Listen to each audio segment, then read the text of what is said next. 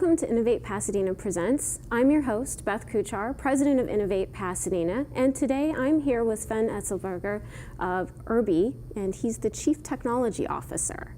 Welcome, Sven. Thank you. Thanks for having me here. So today we're going to talk a little bit about the automotive industry, your background, and URB-E especially, which is a local company here in Pasadena. But I'm curious, you're not originally from California. What's your background? Well, I'm originally from Germany. I grew up over there. I'm a mechanical engineer, and I spent most of my career in the automotive industry, as every good German engineer should do, I guess. Great.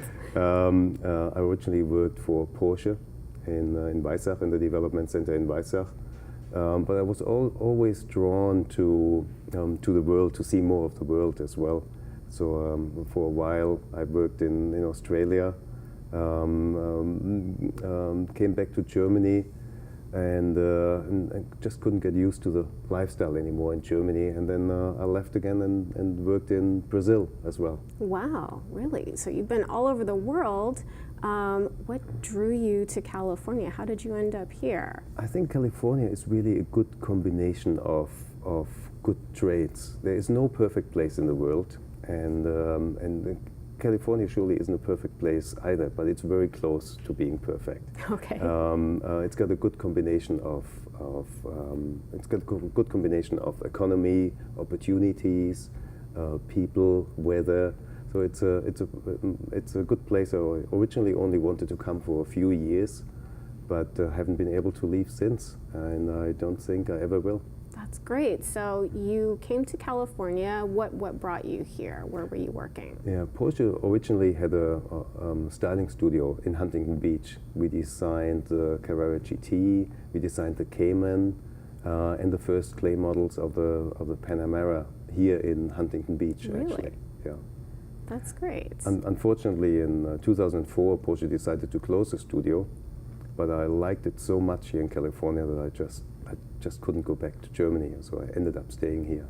So what was your next move then? My next move was to the Ford Advanced Design Studio in Irvine, where I worked for 3 years on Ford products. And then in 2007, Henrik Fisker founded Fisker Automotive. He got funding, he got investors in, and I knew Henrik, and I did some work by the side for him. And he came to me and he said, "Here, we've got funding now. Do you want to come on board full time?" So I ended up being the first engineer at Fisker Automotive, and yeah, for the next 6 years, we tried to make the electric car dream become a reality. Unfortunately, the company ended up in bankruptcy. But I think we made good steps in advancing the cause of electric hybrid vehicles.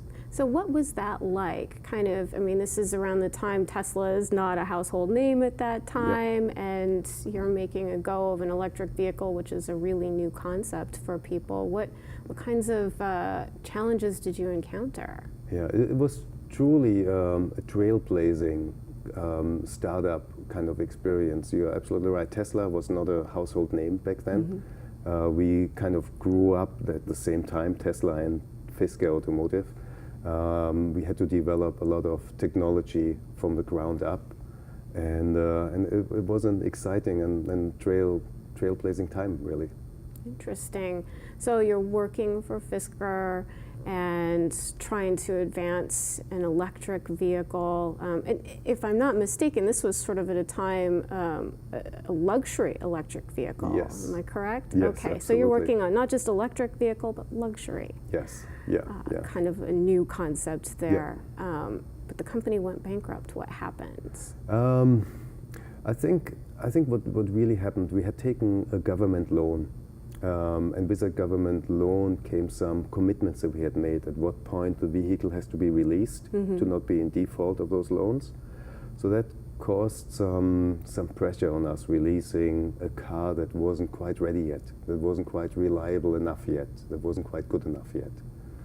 And that damaged our reputation. I think we never recovered from it. So lessons that you took away from that would be? The lessons that we took away was don't rush a vehicle to the market, be really careful with your reputation, and build a really reliable and safe product. before you release it. Good lessons, hard lessons to learn, but good lessons to learn. So you're still here. You must have had a new opportunity surface after Fisker. Yeah, it was actually, sometimes in life doors have to close before other doors open.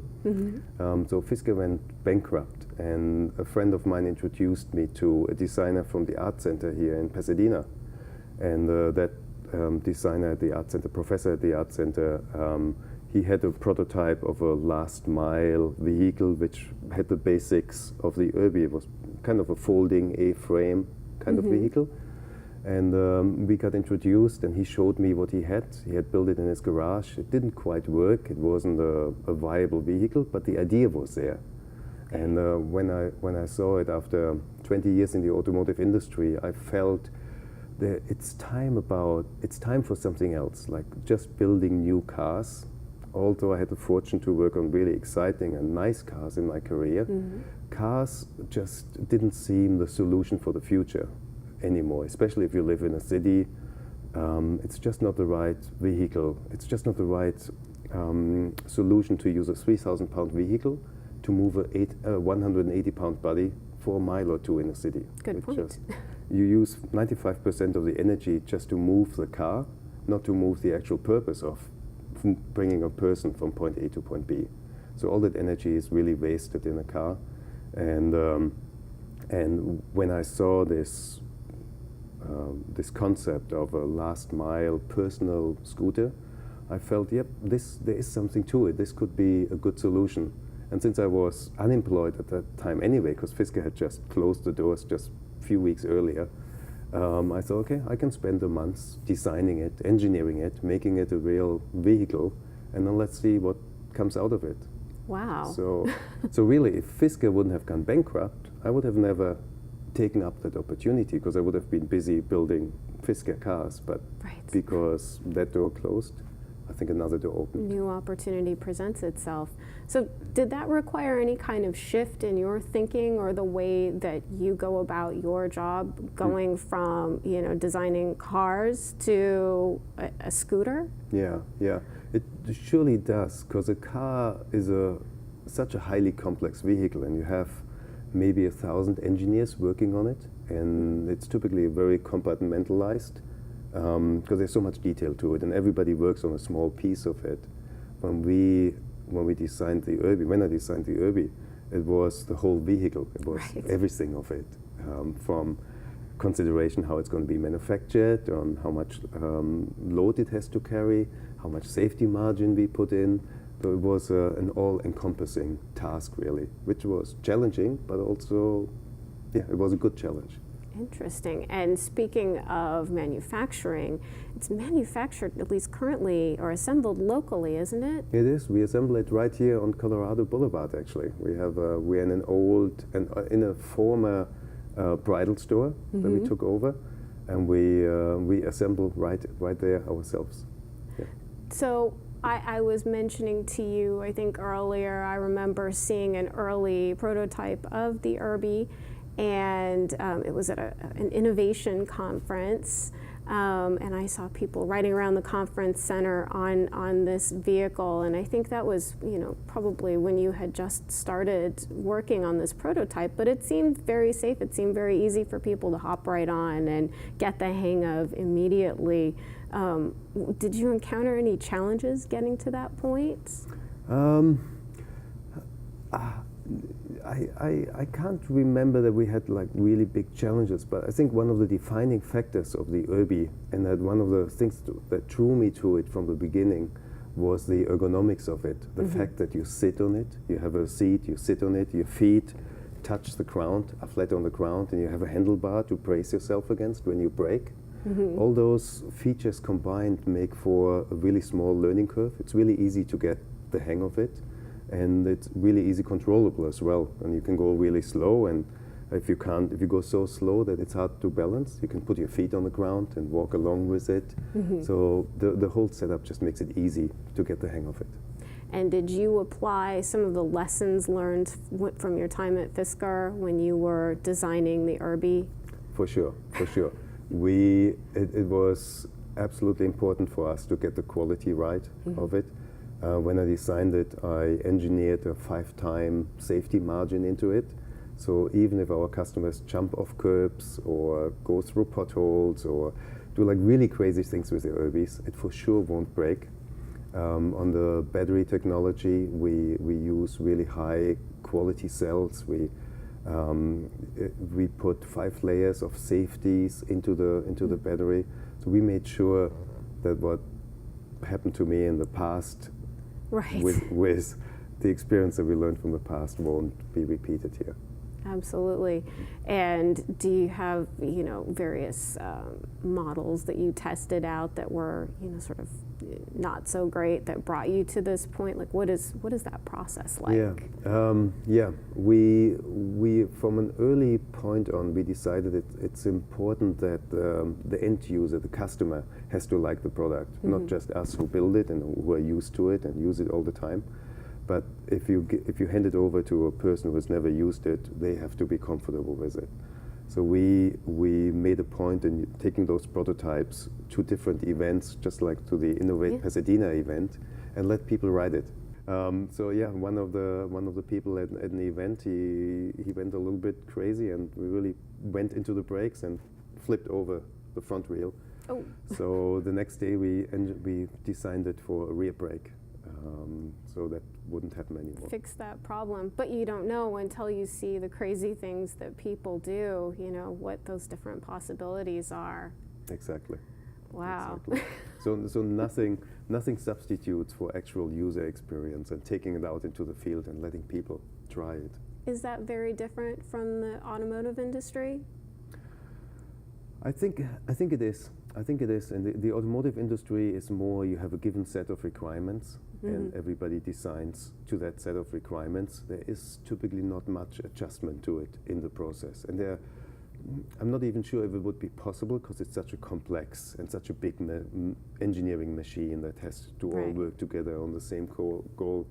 But as we design our URB-Es, I apply more of an agile software engineering approach to it, where we test a lot, we do design sprints, we build prototypes often and quickly, and then try it and let people try it, and then take that feedback and iterate on it. This whole field of urban mobility is still so new, and there's so much exploration that still needs to be done in it, that an adaptive process in the development really helps.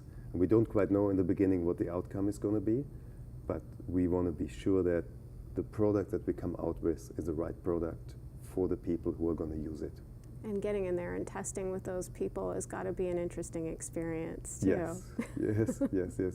We had, when we developed our last model, the sport model, we invited local customers here from the Pasadena area, because it's easier for them to come in and see us.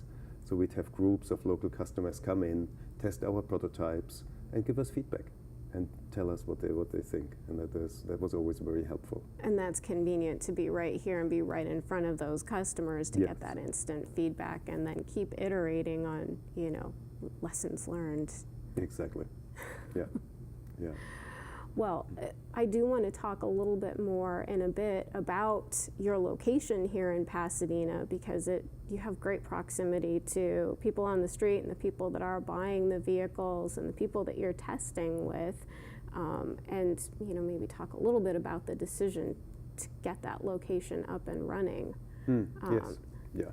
Now, Pasadena has become a good host city for us. Originally, we started here because my co-founders were based in Pasadena, right? And our investor group is from Pasadena too.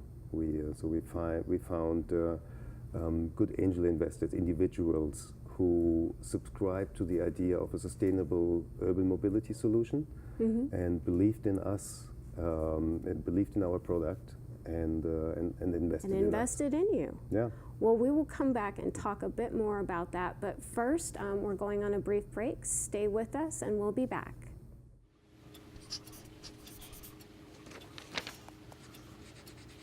If you love them enough to relearn math so you can teach them math, then surely you'll check NHTSA.gov/the right seat to make sure they're correctly buckled in the back seat.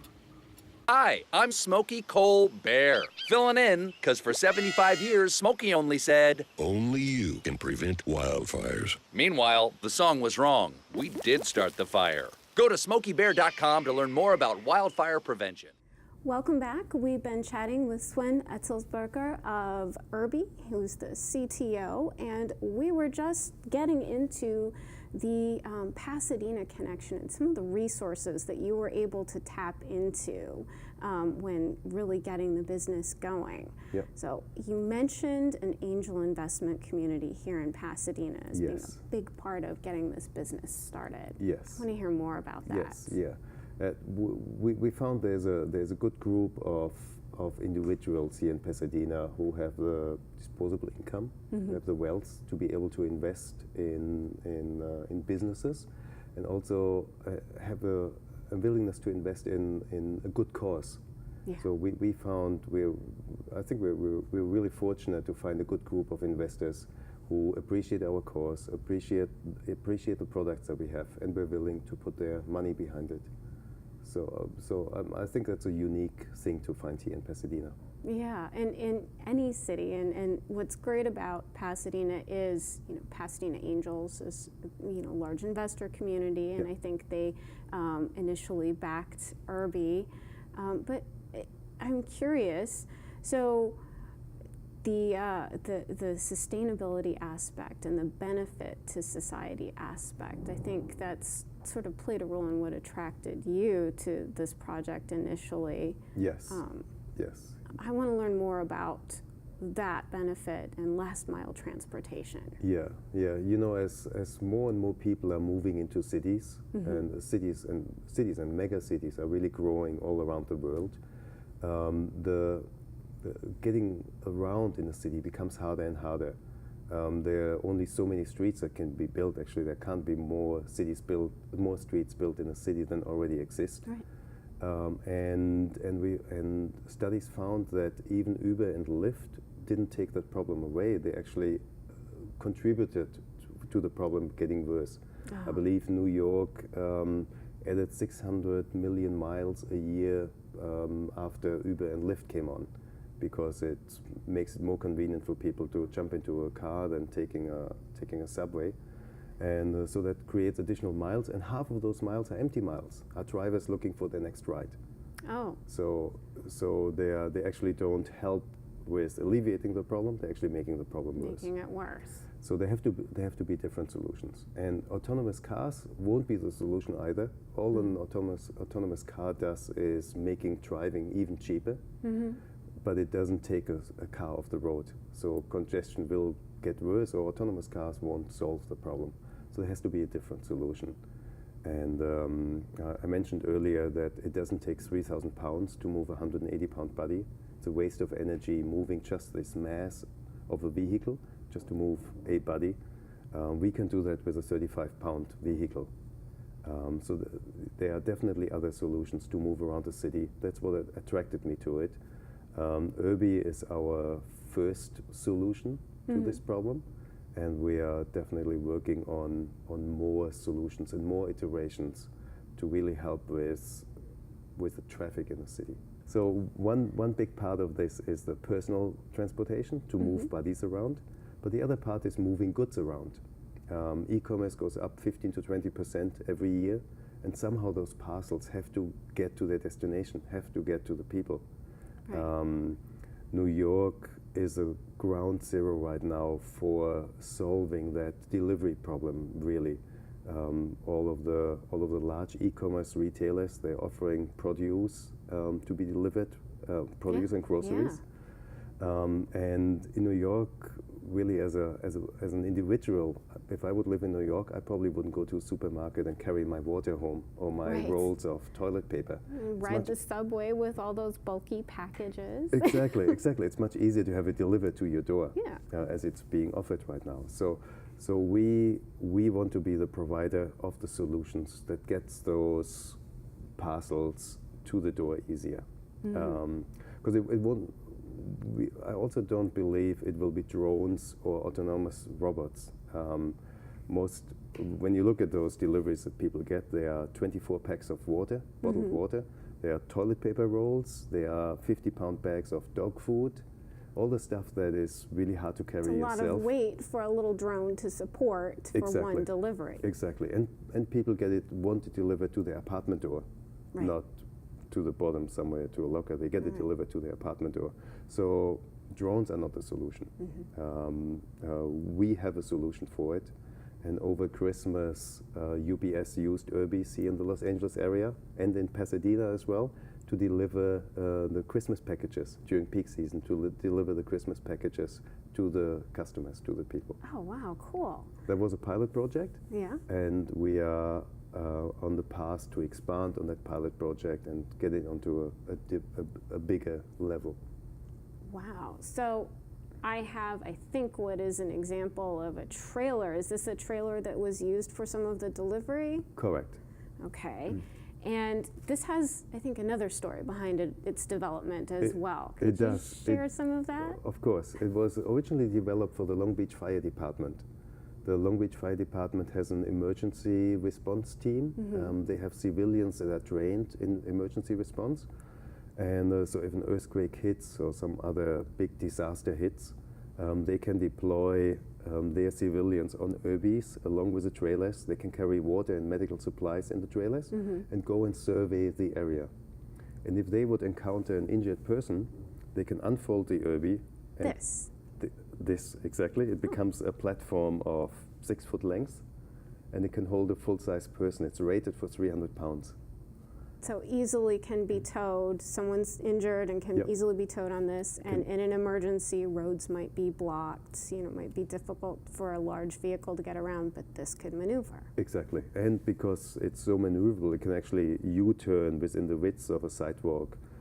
You can go through buildings with it and actually go through buildings and survey buildings and get people out or get supplies inside the building. Wow. So you piloted this with Long Beach Fire Department, Yep. and they're now using this to some extent. Yep. And you mentioned delivery as well, which is another interesting use. Have you experimented with deliveries to see how this pans out? Yep. So during the Christmas season, when UPS used 25 URB-Es all over the Los Angeles and Orange County area, they used it on a larger level. We actually built another box on top of it that had more volume, so they could get more packages in it, which was one of the feedbacks that we got during the trial.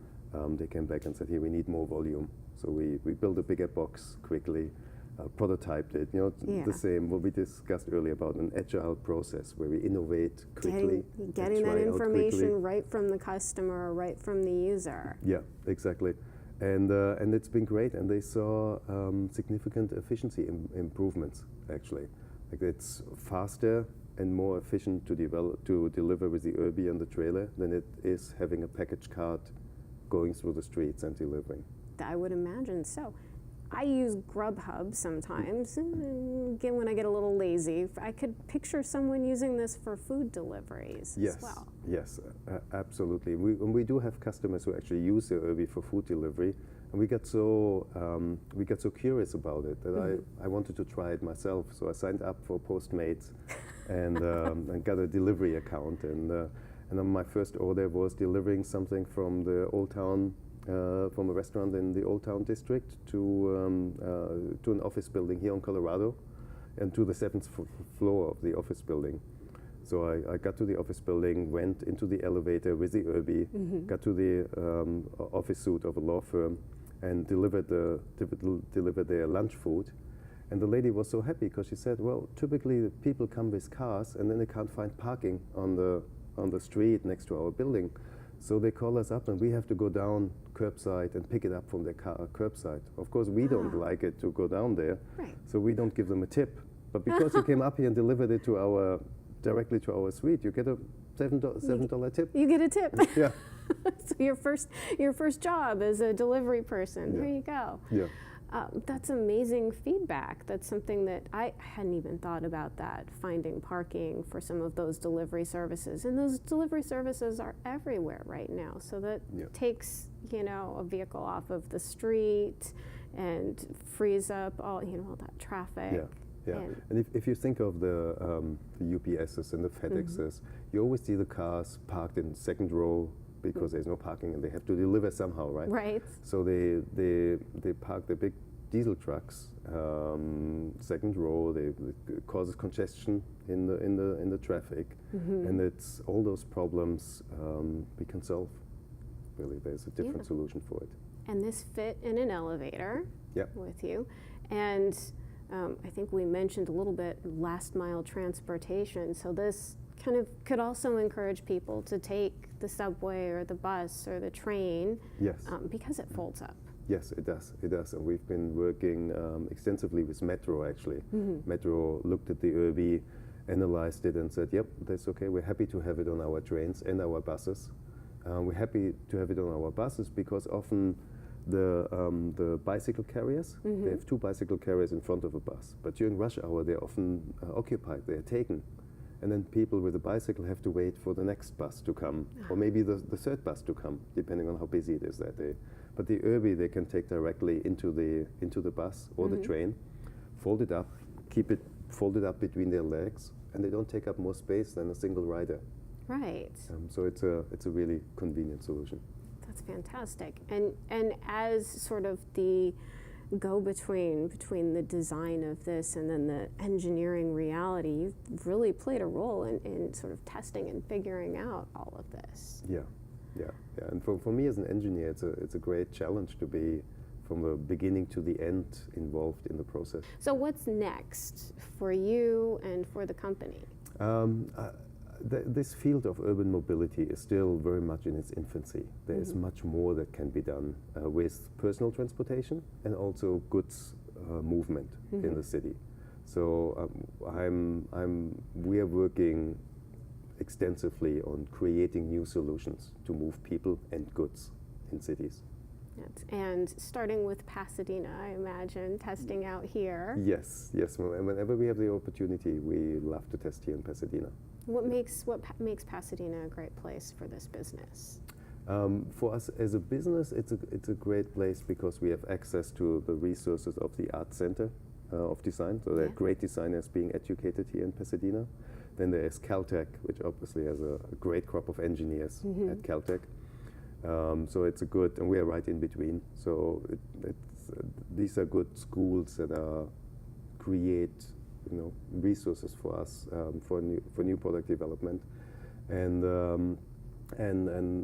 Pasadena is also a great retail place. With Colorado, the Old Town district, there is a good amount and a good quality of retail customers coming in and through Pasadena. And great talent, access to talent, and access to all those people that see this on the street and say, "Where'd you get that?" Yeah, exactly. Well, any thoughts for someone who's considering making their own business or getting started in engineering and design? I can only say I would not give it up for anything. I love what I do. I love even though it's a lot of work often, and it's not always easy, but it's being in charge of your own future and developing your own products and your own business is a great place to be in. That's amazing. Well, I'm impressed by what you've been able to accomplish with the design, and I look forward to seeing more of these, especially delivering my Amazon products, which I buy a few from time to time. Thank you so much for being with us today to talk. Thank you very much, Beth. It's been a pleasure. It's been awesome. And thank you again for joining us. Remember, stay innovative.